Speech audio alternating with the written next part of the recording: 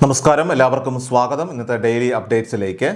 ഇന്ന് 2026 മെയ് മാസം 9-ാം തീയതി ശനിയാഴ്ച.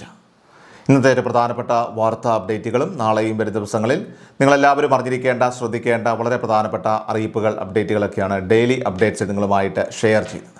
എല്ലാ പ്രേക്ഷകരും പൂർണ്ണമായിട്ട് ഈ അപ്ഡേറ്റുകൾ ശ്രദ്ധിക്കുക. നിങ്ങളെല്ലാവരും വീഡിയോ ഒന്ന് ലൈക്ക് ചെയ്ത് എല്ലാ പ്രേക്ഷകരിലേക്കും മറക്കാതെ ഷെയർ ചെയ്തെത്തിക്കുക. നമ്മുടെ വാട്സപ്പ് ഗ്രൂപ്പിലും ജോയിൻ ചെയ്യുക. വാർത്തകളും അറിയിപ്പുകളും എല്ലാ ദിവസവും കൃത്യമായി നിങ്ങൾക്ക് വാട്സപ്പ് ഗ്രൂപ്പിൽ ലഭ്യമാകുന്നതാണ്. വാട്സപ്പ് ഗ്രൂപ്പിൻ്റെ ലിങ്ക് വീഡിയോയുടെ ഡിസ്ക്രിപ്ഷനിൽ തുറന്ന് കമൻറ്റിൽ നൽകിയിട്ടുണ്ട്. എല്ലാ പ്രേക്ഷകരും മറക്കാതെ ഏതെങ്കിലും ഗ്രൂപ്പിൽ ജോയിൻ ചെയ്യുക. വാർത്തകൾ എല്ലാവരിലേക്കും ഷെയർ ചെയ്യുക. ഏറ്റവും ആദ്യത്തെ പ്രധാനപ്പെട്ട വാർത്താ അപ്ഡേറ്റ്, കേന്ദ്ര പെട്രോളിയം മന്ത്രാലയത്തിൻ്റെ പുതിയ നയങ്ങൾ അനുസരിച്ച് രാജ്യത്തെ ഗാർഹിക ഇന്ധന വിതരണ രംഗത്തൊക്കെ തന്നെ വലിയ മാറ്റങ്ങളാണ് വരാനിരിക്കുന്നത്. LPG സിലിണ്ടറുകളുടെയൊക്കെ തന്നെ ഉപയോഗം ഘട്ടം ഘട്ടമായിട്ട് കുറയ്ക്കുകയും അതിന് പകരമായിട്ട് കൂടുതൽ സുരക്ഷിതവും ലാഭകരവുമായിട്ടുള്ള പൈപ്പ്ഡ് നാച്ചുറൽ ഗ്യാസ് PNG പദ്ധതി വ്യാപകമാക്കുകയുമാണ് സർക്കാരിൻ്റെ പ്രധാന ലക്ഷ്യം. ഒരു വീട് ഒരു ഗ്യാസ് കണക്ഷൻ എന്ന സുപ്രധാന ആശയത്തിൻ്റെ ഭാഗമായി നിലവിൽ പൈപ്പ് ലൈൻ ഗ്യാസ് സൗകര്യം ലഭ്യമായ വീടുകളിൽ LPG സിലിണ്ടറുകളുടെയൊക്കെ തന്നെ എണ്ണം നിയന്ത്രിക്കാനോ അല്ലെങ്കിൽ PNGയിലേക്ക് പൂർണ്ണമായിട്ടും മാറാനോ ഉള്ള നിർദ്ദേശങ്ങൾ അധികൃതർ ഇപ്പോൾ നൽകി തുടങ്ങിയിട്ടുണ്ട്. Indraprastha gas, Mahanagar gas, BPCL തുടങ്ങിയ പ്രമുഖ കമ്പനികൾ വഴിയാണ് ഈ ഒരു സേവനം ലഭ്യമാകുന്നത്. PNG കണക്ഷനായിട്ട് അപേക്ഷിക്കാൻ താല്പര്യമുള്ളവർക്ക് അതാത് കമ്പനികളുടെയൊക്കെ തന്നെ ഔദ്യോഗിക വെബ്സൈറ്റ് സന്ദർശിച്ചുകൊണ്ട് ഓൺലൈനായി തന്നെ ഇതിലേക്ക് രജിസ്റ്റർ ചെയ്യാവുന്നതാണ്.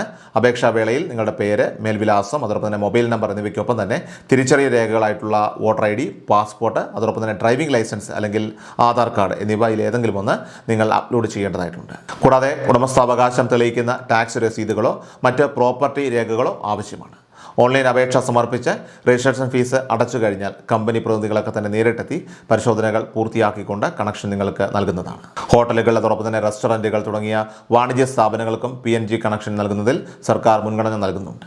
LPG സിലിണ്ടറുകളുടെ കരിഞ്ചന്ത വിപണനമൊക്കെ തന്നെ തടയുന്നതിനും അതോടൊപ്പം തന്നെ ഉപഭോക്താക്കൾക്ക് തടസ്സമില്ലാതെ കുറഞ്ഞ ചിലവിൽ ഇന്ധനം ലഭ്യമാക്കുന്നതിനും ഈ ഒരു പുതിയ മാറ്റങ്ങൾ അത് ഏറെ സഹായകരമായി മാറും എന്നാണ് അടുത്ത പ്രധാനപ്പെട്ട വാർത്താ അപ്ഡേറ്റ്. KSRTC ബസ്സുകളിൽ സ്ത്രീകൾക്ക് സൗജന്യ യാത്ര അനുവദിക്കുമെന്ന നിയമസഭാ തെരഞ്ഞെടുപ്പ് വാഗ്ദാനം അത് തീർച്ചയായിട്ടും യാഥാർത്ഥ്യമാകുന്നതിൻ്റെ ഭാഗമായിട്ട് നിയുക്ത UDF സർക്കാർ പ്രാഥമിക നടപടികൾക്ക് ഇപ്പോൾ തുടക്കം കുറിച്ചിരിക്കുകയാണ്. ഇതിൻ്റെ ആദ്യഘട്ടമെന്ന നിലയിൽ യാത്രക്കാരുടെ ലിംഗഭേദം തിരിച്ചറിയുന്നതിനുള്ള ജെൻഡർ ടിക്കറ്റ് സംവിധാനം ഏർപ്പെടുത്തിക്കൊണ്ട് KSRTC ഔദ്യോഗികമായി തന്നെ ഇപ്പോൾ ഉത്തരവിറക്കിയിരിക്കുകയാണ്. KSRTC deputy general manager Nishant Das പുറപ്പെടുവിച്ച ഉത്തരവ് പ്രകാരം ഇന്ന് മുതൽ, അതായത് ഇന്ന് മെയ് 9-ാം തീയതി ശനിയാഴ്ച മുതൽ ETM മെഷീനുകൾ വഴി ടിക്കറ്റ് വിതരണം ചെയ്യുമ്പോൾ യാത്രക്കാരെ പുരുഷൻ അല്ലെങ്കിൽ സ്ത്രീ എന്ന് തരംതിരിച്ച് രേഖപ്പെടുത്തേണ്ടതാണ്. സൗജന്യ യാത്രാ ആനുകൂല്യം പൂർണ്ണമായിട്ട് നടപ്പിലാക്കുന്നതിന് മുന്നോടിയായിട്ട് KSRTCയിൽ യാത്ര ചെയ്യുന്ന സ്ത്രീകളുടെയൊക്കെ തന്നെ കൃത്യമായിട്ടുള്ള എണ്ണം ശേഖരിക്കുക എന്നതാണ് ഈ ഒരു നീക്കത്തിലൂടെ ലക്ഷ്യമിടുന്നത്. ഇതിനായിട്ട് കണ്ടക്ടർമാർക്ക് ആവശ്യമായിട്ടുള്ള നിർദ്ദേശങ്ങൾ നൽകാനും അതോടൊപ്പം തന്നെ നടപടികൾ കൃത്യമായിട്ട് പാലിക്കുന്നുണ്ടെന്ന് ഉറപ്പുവരുത്താനും എല്ലാ ഡിപ്പാർട്ട്മെൻറ്റുകൾക്കും നിർദ്ദേശം നൽകിയിട്ടുണ്ട്. UDF വൻ ഭൂരിപക്ഷത്തോടുകൂടി അധികാരത്തിലെത്തിയ സാഹചര്യത്തിൽ ഈ മാസം 15-ഓടെ പദ്ധതി നിലവിൽ വരുമെന്ന് സൂചനകളുണ്ടെങ്കിലും എന്ന് മുതലാണ് സൗജന്യ യാത്ര ഔദ്യോഗികമായിട്ട് ആരംഭിക്കുക എന്ന കാര്യത്തിൽ സർക്കാർ ഇതുവരെ വ്യക്തമായിട്ടുള്ള പ്രഖ്യാപനം നടത്തിയിട്ടില്ല. അടുത്ത പ്രധാനപ്പെട്ട വാർത്താ അപ്ഡേറ്റ്, കേന്ദ്ര സംസ്ഥാന സർക്കാരുകളുടെ വിവിധ കാർഷിക ആനുകൂല്യങ്ങൾ തുടർന്ന് ലഭിക്കുന്നതിനായിട്ട് ഈ മാസം 30-നകം തന്നെ അഗ്രിസ്റ്റാക്ക് ഫാർമേഴ്സ് രജിസ്ട്രേഷൻ പൂർത്തിയാക്കി 12 അക്ക കർഷക ID കൈപ്പറ്റേണ്ടത് നിർബന്ധമാണ്. PM കിസാൻ പദ്ധതിയിലൂടെ ലഭിക്കുന്ന 6000 രൂപ, അതുപോലെ തന്നെ സബ്സിഡി നിരക്കിലുള്ള വളം, വിത്ത്, ഇൻഷുറൻസ് തുടങ്ങിയ എല്ലാ സേവനങ്ങളും ഇനി മുതൽ ഈ ID കാർഡ് ഉള്ളവർക്ക് മാത്രമേ ലഭ്യമാവുകയുള്ളൂ. സംസ്ഥാനത്തെ പകുതിയോളം കർഷകർ ഇനിയും ഇതിലേക്ക് രജിസ്റ്റർ ചെയ്യാത്ത സാഹചര്യത്തിൽ അക്ഷയ കേന്ദ്രങ്ങൾ വഴിയോ സ്വന്തമായിട്ട് നിങ്ങൾക്ക് അപേക്ഷ സമർപ്പിക്കാവുന്നതാണ്. നിങ്ങളുടെ ഭൂമിയുടെ വിവരങ്ങൾ വില്ലേജ് ഓഫീസുകളിൽ പരിശോധിച്ച് ഉറപ്പുവരുത്തിയ ശേഷം മാത്രമായിരിക്കും ഇത്തരത്തിൽ ID കാർഡുകൾ അനുവദിക്കുക. ആനുകൂല്യങ്ങൾ തടസ്സപ്പെടാതിരിക്കാനായിട്ട് എല്ലാ കർഷകരും എത്രയും വേഗം തന്നെ ഈ ഡിജിറ്റൽ സംവിധാനത്തിന്റെ ഭാഗമാകേണ്ടതാണ്. അടുത്ത പ്രധാനപ്പെട്ട വാർത്താ അപ്ഡേറ്റ്, സാമൂഹ്യ സുരക്ഷാ ക്ഷേമ പെൻഷൻ വിതരണവുമായി ബന്ധപ്പെട്ട സുപ്രധാനമായിട്ടുള്ള ചില വിവരങ്ങളാണ് ഇപ്പോൾ പുറത്തു വരുന്നത്. കഴിഞ്ഞ മാസം പെൻഷൻ വിതരണം ഉണ്ടായിരുന്നില്ലെങ്കിലും ഗുണഭോക്താക്കളെ സംബന്ധിച്ച് ലഭിക്കേണ്ട തുക സർക്കാർ മുൻകൂറായിട്ട് വിതരണം ചെയ്തിരുന്നു. പുതിയ സർക്കാർ ഇപ്പോൾ അധികാരത്തിലിരുന്ന സാഹചര്യത്തിൽ മുഖ്യമന്ത്രിയുടെയും അതോടൊപ്പം തന്നെ മറ്റ് മന്ത്രിമാരുടെയും ഒക്കെ തന്നെ സത്യപ്രതിജ്ഞയ്ക്ക് ശേഷം ആദ്യ നിയമസഭാ സമ്മേളനം വിളിച്ചു ചേർക്കും. ഗവർണറുടെ നയപ്രഖ്യാപന പ്രസംഗത്തിന് പിന്നാലെ പുതിയ ധനമന്ത്രി ബജറ്റ് അവതരിപ്പിക്കുന്നതാണ്. UDF സർക്കാർ മുന്നോട്ട് വെച്ച നിരവധി വാഗ്ദാനങ്ങൾ അത് ഈ ബജറ്റിൽ പ്രഖ്യാപിക്കുമെന്നാണ് കരുതുന്നത്. ക്ഷേമ പെൻഷൻ അത് 5 വർഷം കൊണ്ട് 3000 രൂപയാക്കി വർദ്ധിപ്പിക്കുമെന്നത് മുന്നണിയുടെ പ്രധാന ഒരു വാഗ്ദാനം കൂടിയാണ്. ഇതിൻ്റെ ഭാഗമായിട്ട് ഈ ബജറ്റിൽ തന്നെ കുറഞ്ഞത് 100 രൂപയുടെയെങ്കിലും ഒരു വർധനവ് ഉണ്ടായേക്കാം. അതേസമയം കടുത്ത സാമ്പത്തിക പ്രതിസന്ധിയും അതോടൊപ്പം തന്നെ വലിയ കടബാധ്യതയും പുതിയ സർക്കാരിന് വലിയ വെല്ലുവിളിയാണ്. ഈ സാഹചര്യം പരിഗണിച്ച് പെൻഷൻ തുക 2000 രൂപയായിട്ട് ഏകീകരിച്ച് നൽകാനുള്ള സാധ്യതയും ഇവിടെ നിലനിൽക്കുന്നുണ്ട്.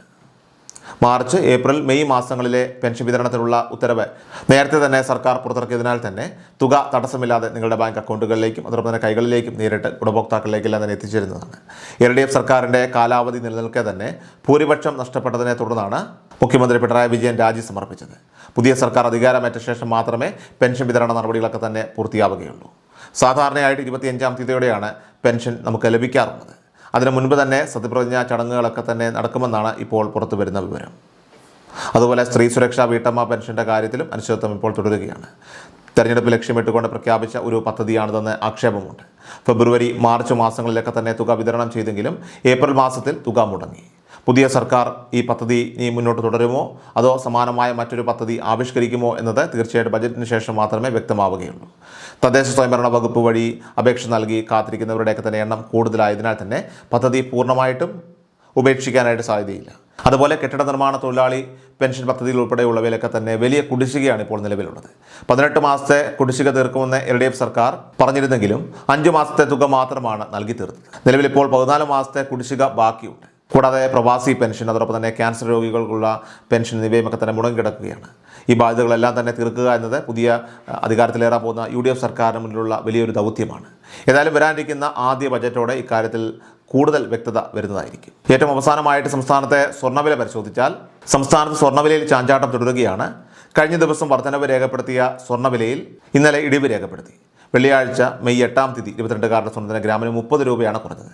പവനാകട്ടെ 240 രൂപ കുറഞ്ഞ് 1,11,960 രൂപയിലുമാണ് വ്യാപാരം പുരോഗമിച്ചത്. ഈ അപ്ഡേറ്റ്സ് പൂർണ്ണമാവുകയാണ്. എല്ലാവരിലേക്കും നിങ്ങൾ അപ്ഡേറ്റ്സ് ഇപ്പോൾ തന്നെ ഷെയർ ചെയ്യുക. നമ്മുടെ വാട്സപ്പ് ഗ്രൂപ്പിൽ ജോയിൻ ചെയ്യുക. വാർത്തകളും അറിയിപ്പുകളും എല്ലാ ദിവസവും കൃത്യമായി നിങ്ങൾക്ക് വാട്സപ്പ് ഗ്രൂപ്പിൽ ലഭ്യമാകുന്നതാണ്. വാട്സപ്പ് ഗ്രൂപ്പിൻ്റെ ലിങ്ക് വീഡിയോയുടെ ഡിസ്ക്രിപ്ഷൻ അതുപോലെ കമൻറ്റിൽ നൽകിയിട്ടുണ്ട്. എല്ലാ പ്രേക്ഷകരും മറക്കാതെ ഏതെങ്കിലും ഗ്രൂപ്പിൽ ജോയിൻ ചെയ്യുക. വാർത്തകൾ എല്ലാവരിലേക്കും ഷെയർ ചെയ്യുക. വീഡിയോ ഡെയിലി അപ്ഡേറ്റ്സുമായിട്ട് നമുക്ക് നാളെ കാണാം. ഇതുവരേക്കും നന്ദി, നമസ്കാരം. കൃഷൽ മീഡിയ എല്ലാ ദിവസവും വാർത്തകളും അറിയിപ്പുകളും ഡെയിലി അപ്ഡേറ്റ്സും ലഭിക്കാൻ ഇപ്പോൾ തന്നെ ചാനൽ സബ്സ്ക്രൈബ് ചെയ്യുക, ഫോളോ ചെയ്യുക. നിങ്ങളുടെ ലൈക്കും ഷെയർ നൽകി ഞങ്ങളെ സപ്പോർട്ട് ചെയ്യുക. നിങ്ങളുടെ അഭിപ്രായങ്ങൾ കമന്റ് ബോക്സിൽ രേഖപ്പെടുത്തുക.